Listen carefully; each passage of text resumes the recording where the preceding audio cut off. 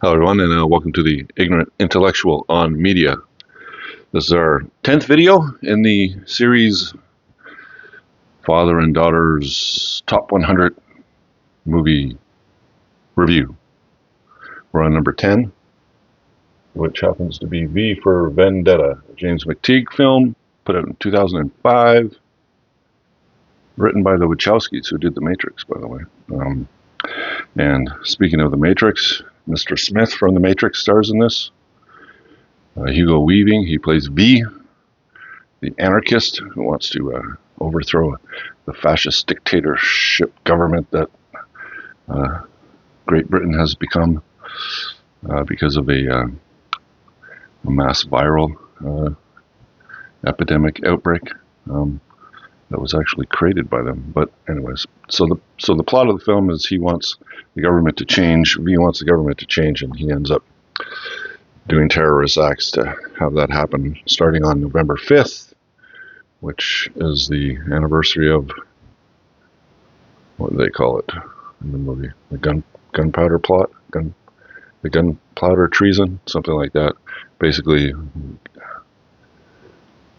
there was a man named Guy Fawkes and a whole bunch of other Roman Catholics who decided they wanted to kill the King of England because he was a Protestant, and they were sick of being persecuted, so they wanted to blow up Parliament and blow up the king while he was in Parliament or whatever. So they put a whole bunch of gunpowder under the House of Lords or whatever, and they were going to blow it up, right?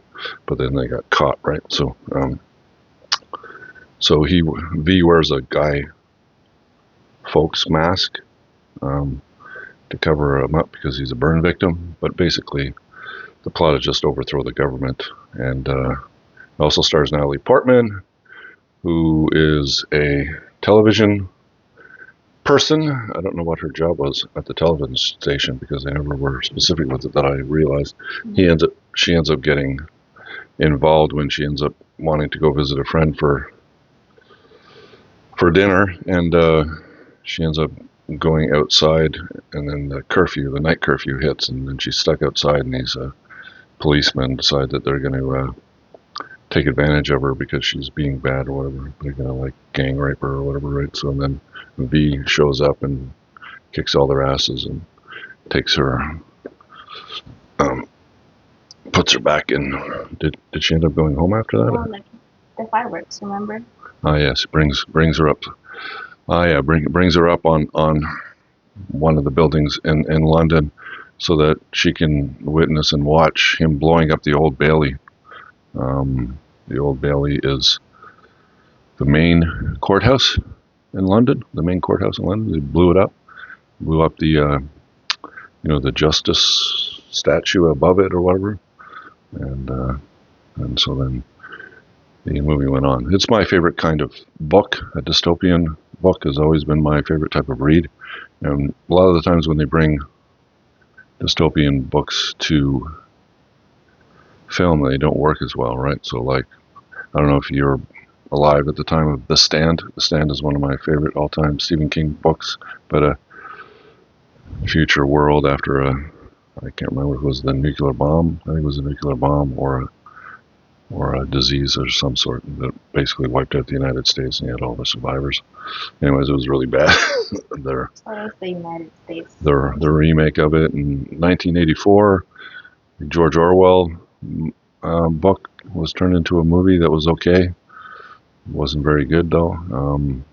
Fahrenheit 451 was turned into a movie. That one was okay. It wasn't all that great either. So they don't really make really good films. It doesn't. Handmaid's Tale was another one that was okay, but then they turned it into a TV show. I don't know. I didn't watch the TV show. I don't like it.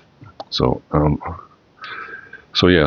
it's my favorite type of fiction. And this one wasn't a book. This one was a graphic novel, if I remember correctly. I can't remember who did the graphic novel, but the Wachowskis ended up writing the script for this film, and then who directed this film?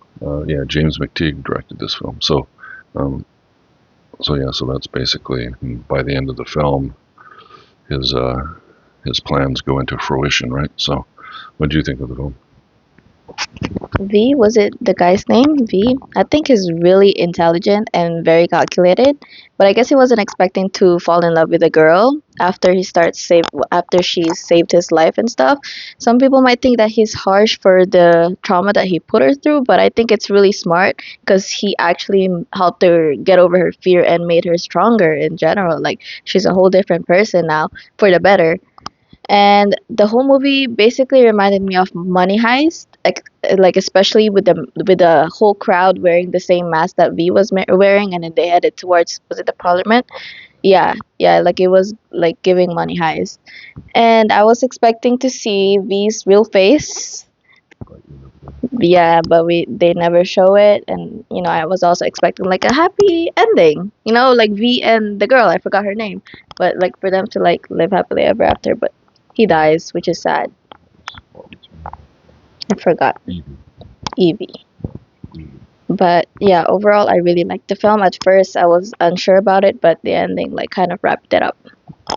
So, so basically, he sets everything up for a year ahead. He blows up the Bailey, and then he gets on cross-circuit television, cuts into the broadcast, and then tells everybody to show up at Parliament a year later, and they're going to overthrow the government or whatever. Right? And so, what's interesting to note, though, is what's the actor's name? Hurt is his last name. William Hurt. I think it's William Hurt, or is he the American? John Hurt. John Hurt. All right. So John Hurt, when they turned 1984 into a movie, John Hurt, if I remember correctly, played Winston, who was the protagonist of that film where he was being oppressed by Big Brother, and then they bring him back for this film. This film is basically almost, it's not a carbon copy of 1984, but it's a similar world that the graphic novelists created, Wachowski's wrote about, right? So then they bring John Hurt, and he's now, the Big Brother character in this film. He's like the Chancellor or whatever, right? And he's like not a very nice guy, right? So it's like, it was interesting that they brought him into the film to make him the bad guy, when the other film that's very similar to this, 1984, he was the the protagonist guy that was being oppressed or whatever, right? So it was It's kind like of that interesting. one movie, like that guy, the James Bond guy, being the weak guy. Like Yeah. you were seeing like a pattern. Yeah. So yeah, overall everything was good about it.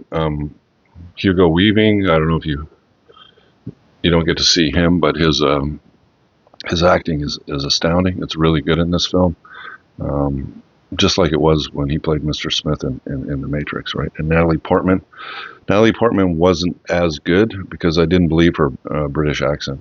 Her accent was there, but I don't. She sounded like an American speaking in a British accent, whereas in Hugo Weaving is actually British. So when he spoke, he sounded British, right? So, but the storyline was really good. The acting was really impressive, and when I watched it with my daughter, it's probably the 10th time I've watched that film. So, it being in the top 100, I don't A know. lot of time. I don't. Well, it was put out in what, 2005 or something. So it's been like 20 years since that film's been out. So, it's really good. It deserves to be on a top 100 list, I think. All right, so let's scratch the see what's underneath it. All right, so number 10 on the list is James McTeague's V for Vendetta. So let's see what's underneath it. Give a scratch. It's gonna be madness. Oh, the Guy Fawkes mask. Makes sense. So that's the mask that V wore throughout the film, right? So, all right. So what's up after V for Vendetta? We're going to go up to number 11 is Into the Wild. I don't know about that. I haven't seen that film, so that'll be interesting. Pretty much every one of these films I've seen, and this will be the first one I haven't seen yet. So Into the Wild will be the next one. All right. So thanks for watching. If you liked the video, give us a thumbs up. Think about subscribing. I'll talk to you in our next video. And, bye for now. Bye.